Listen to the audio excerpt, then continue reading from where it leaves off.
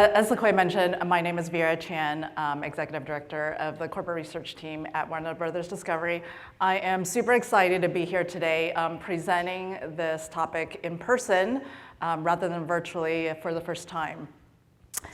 But before I jump in, I'd love to see a show of hands of who here has heard of the metaverse. Okay, awesome, almost everybody. And anyone here getting sick of hearing about the metaverse? All right, okay, maybe don't answer that. Don't answer that. All right, well, today I hope to illuminate things a bit more for those who haven't heard too much, and for others, really provide some fresh inspiration on what I think is a fascinating topic. And this topic really sits at the intersection of my research journey across open world games, content, VR, AR, mixed reality, and most recently, NFTs. And as you can imagine, much of this has been with youth audiences. And across these different audiences and categories, we've really noticed the signals towards metaverse just grow stronger and stronger over time, which led us to embark on a formal body of work starting last year. And in this body of work, we took a mixed method approach. We first started off by mining our secondary resources.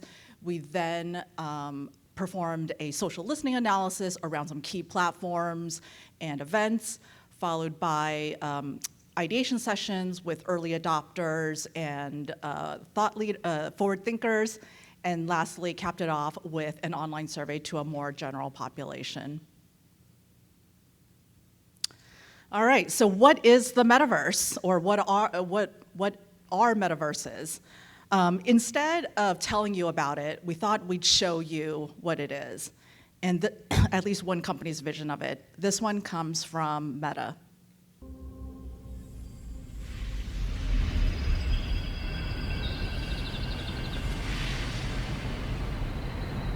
Imagine you put on your glasses or headset and you're instantly in your home space. It has parts of your physical home recreated virtually, it has things that are only possible virtually, and it has an incredibly inspiring view of whatever you find most beautiful. Hey, are you coming? Yeah, just gotta find something to wear.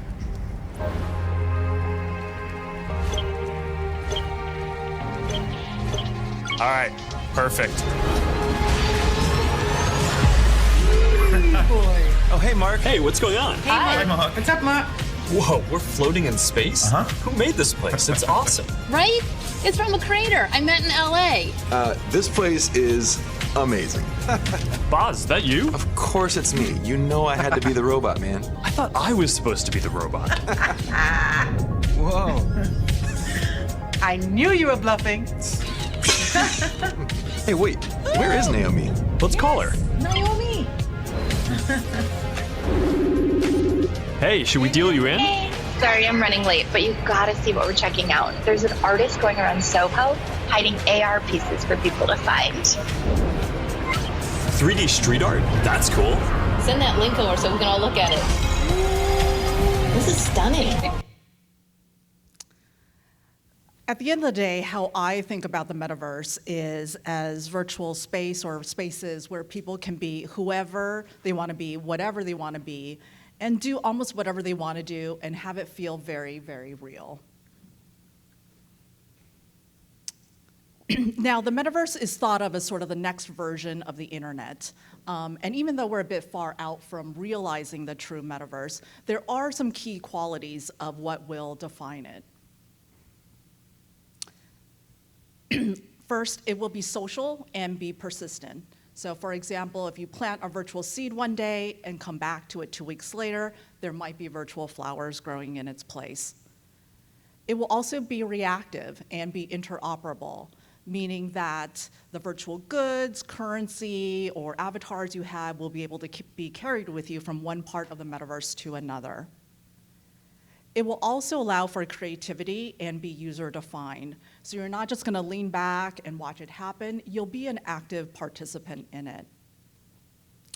It will also be decentralized, meaning that control of the metaverse is not going to be restricted to just 2 or 3 or 4 platforms, but that it will be distributed across all of its users.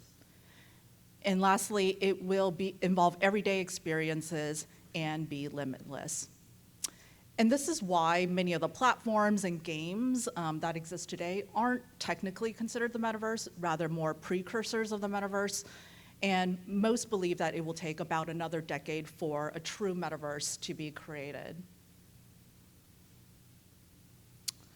We often find that the metaverse is confused with things like VR or games or even social media. So what we wanted to try and depict here instead is how they are all related and actually adjacent to the metaverse, meaning that the metaverse will be created by leveraging all of these technologies and industries. Now, to be clear, the end state of these adjacencies is not the metaverse, but the metaverse will certainly benefit as each of these advance over time. And it's because the metaverse is built on these powerful technologies that we believe it is such a viable concept in the future. All right, so what are some of the players across this metaverse landscape? Well, we can think of them as roughly falling into three buckets. First, there are going to be companies or brands involved in that are the sort of the gateways or platforms in which we'll use to access the metaverse. So for now, they are platforms like Decentraland, Sandbox, and even Fortnite and Roblox, which I'm sure many of you have heard of. There are also platforms that are providing services that will enhance our metaverse experience. So don't know if you can see this here, but for example, if you wanted to create an avatar, you might look to Ready Player Me to do that.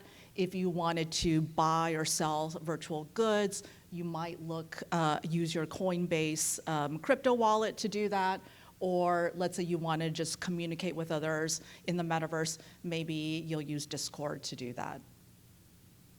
And then lastly, there are a variety of companies involved in the infrastructure or plumbing that's going to be powering the metaverse behind the scenes, whether that's through cloud hosting or connectivity or AI. So why does this all matter? Well, we believe that the metaverse represents the convergence of long-term trends we've been seeing across consumers, culture, technology, and entertainment.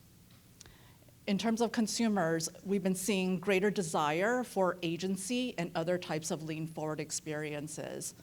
Technology continues to become more advanced with the likes of game engines, VR, AR becoming more and more sophisticated.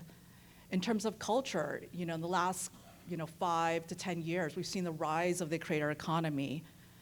And lastly, in terms of entertainment, my own world, we've just seen greater experimentation in things like virtual events or hybrid physical digital experiences.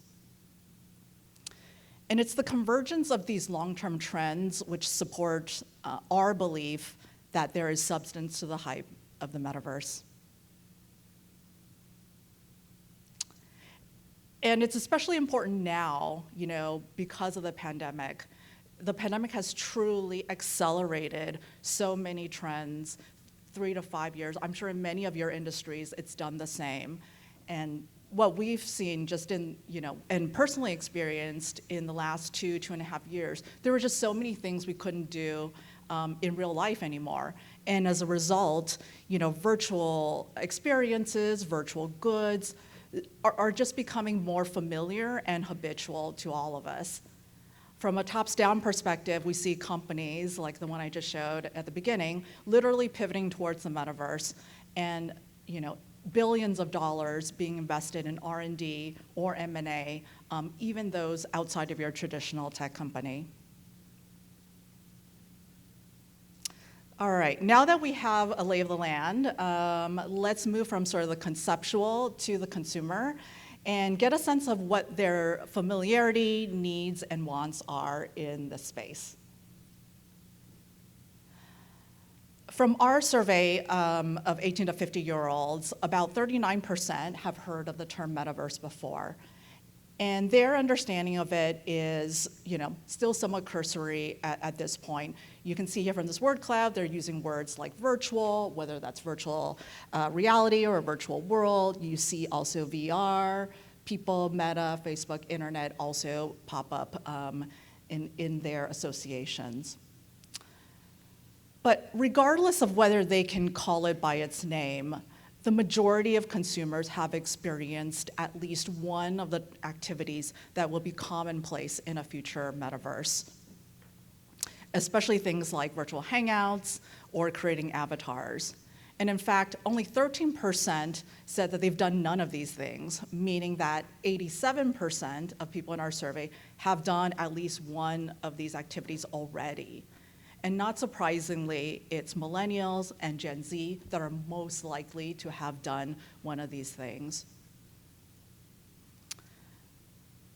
And for millennials and Gen Z, and definitely for Gen Alpha, the concept of the metaverse is not new. They've largely grown up with these experiences. I see many millennials in here, so I'm sure this might resonate.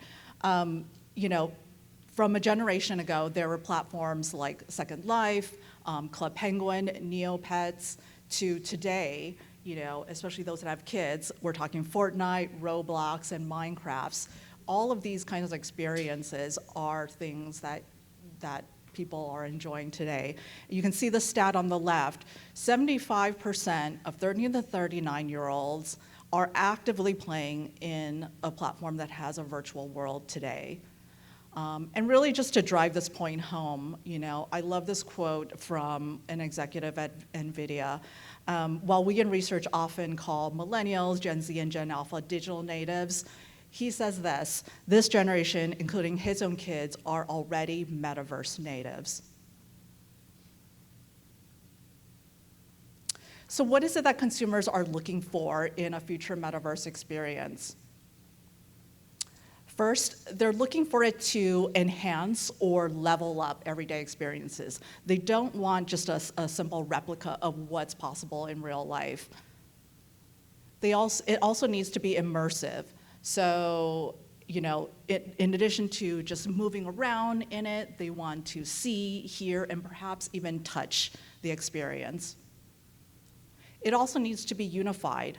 And this is in terms of UI and UX. I talked about earlier how it will be limitless and there will be infinite worlds. So there needs to be some kind of organization factor, allowing them to organize their virtual goods and assets and things like that.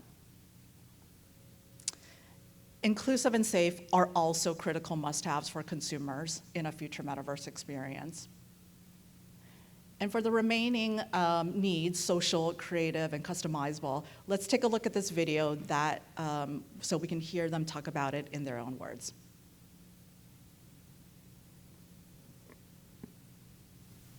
Having a band perform for just me, it would not be as fun as being in a crowd and experiencing, the energy that is going back and forth between the crowd and the band. Anything that encourages an audience is something that I gravitate towards. You could just be in the metaverse and moving around and you just accidentally bump into someone. And then a conversation sparks. Hey, I'm going to actually go watch this movie. Or, hey, you know what? Based upon our previous viewing experience, we both might like this movie. It seems like the utility of it is like a common interest or specific purpose, whether it be gaming or attending a concert or going to an art exhibit.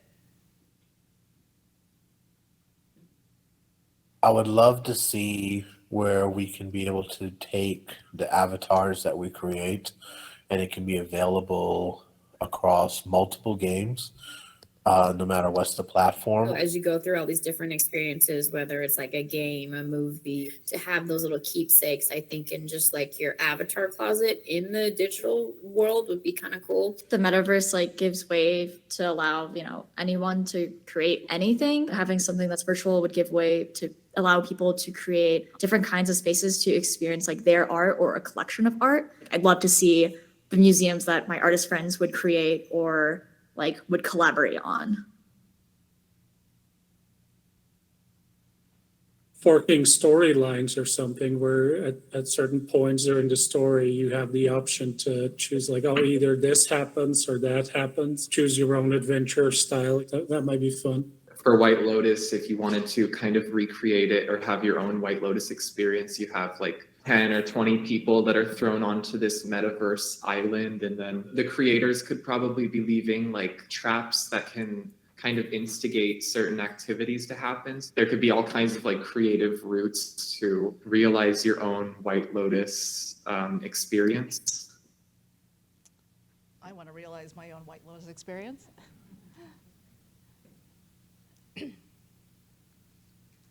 Okay, there we go. All right, so in this final section, we'll move from consumers to more concrete examples of opportunities and executions in this space.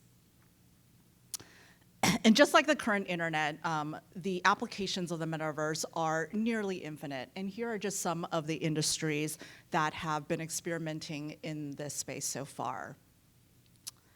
The first set of examples I'll share are more experiences that professional studios or agencies have created. And we'll start with one on the upper left. So we at Warner Brothers partnered with Fortnite in 2020 to create movie night where we played several Christopher Nolan movies like Inception and Batman directly inside the game of Fortnite in their Party Royale mode. And then we capped it off with a Q&A with one of the lead actors of the Tenet movie, which is Christopher Nolan's latest movie at the time. For another more low-tech example, NBC Universal actually lent their Jurassic World assets to Google AR, and so what you can do actually is if you go on your phone and type in Tyrannosaurus Rex and wave it around for a few seconds, you too can have a T-Rex in your kitchen or perhaps on the stage here. Just don't do it right now. And then lastly, another example I wanted to spotlight comes from AT&T Station. They partnered with 100 Thieves to create this virtual hub using the VR chat platform where you can walk around, hang out with other 100 Thieves avatars, and play virtual foosball, shop at their merch shop, have some popcorn, and watch some trailers in that space. There are videos for all of these. We're just spotlighting a few today and also for purposes of time.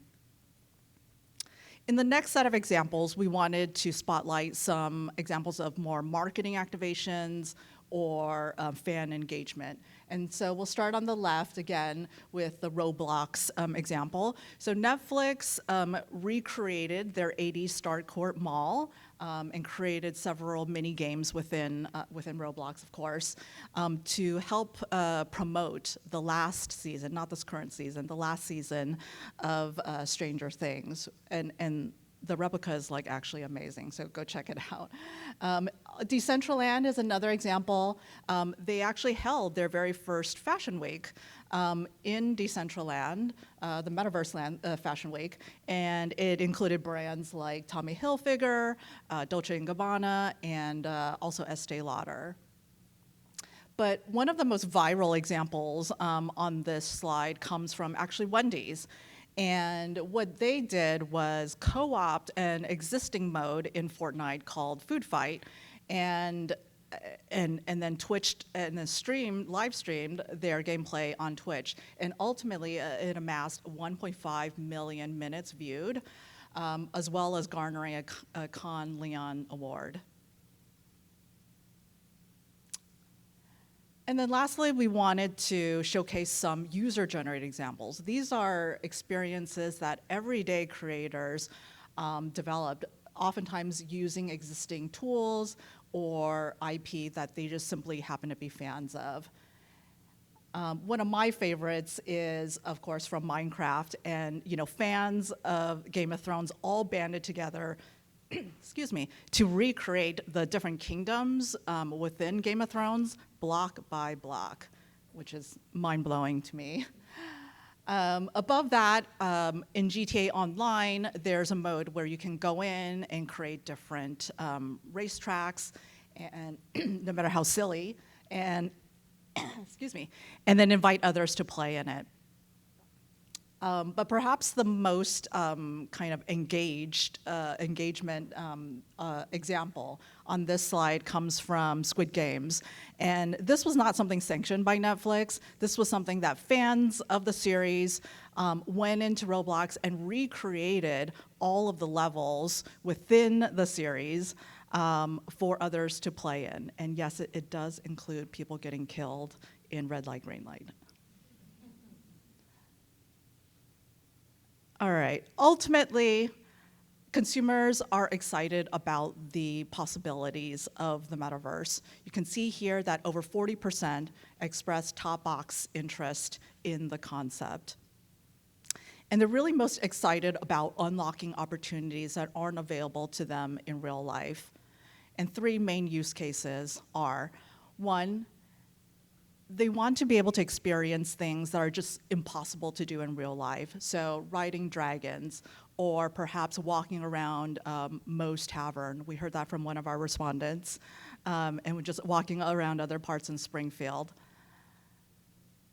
Or they want to be able to experience things that are real life, but have some barriers, whether those barriers are geographic, financial, or perhaps logistical.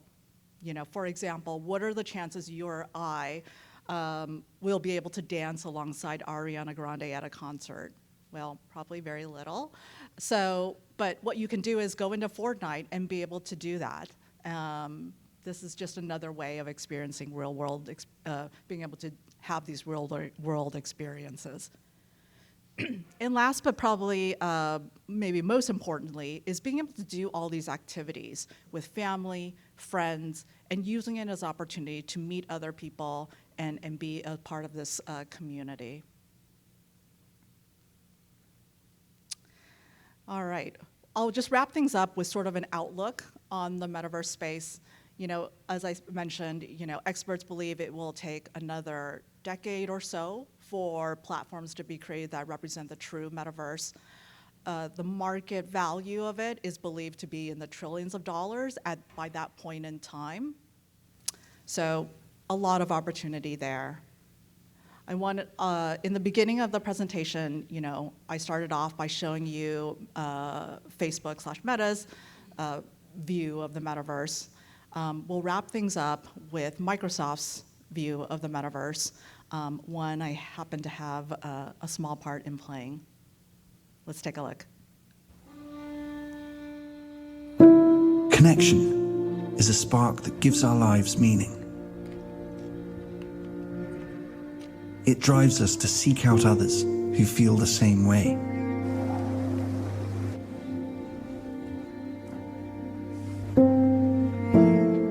Okay, why don't you input the data and we'll take a look together.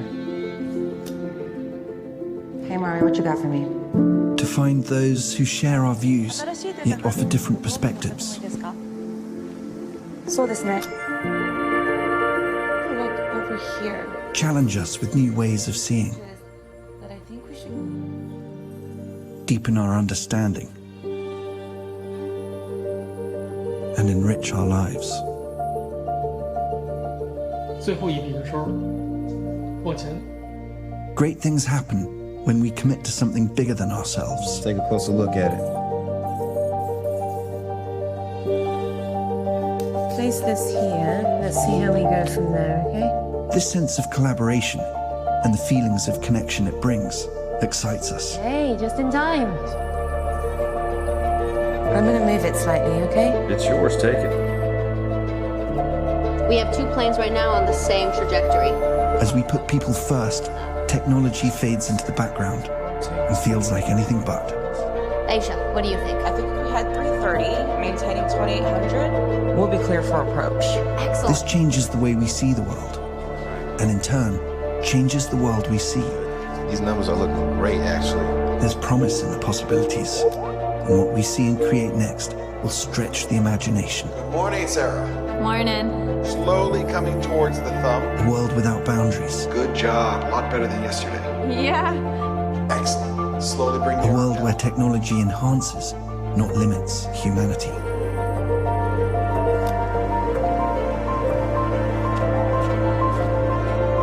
With people front, center, and in the spotlight. The future is here. And here can be anywhere. All right, thank you.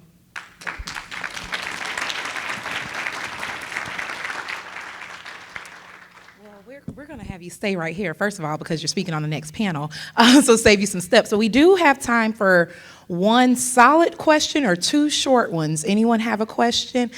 Hi, you and then you, y'all's whole table. I'll bring you a mic. And your name and company name. I'm Samir from Evaluserve.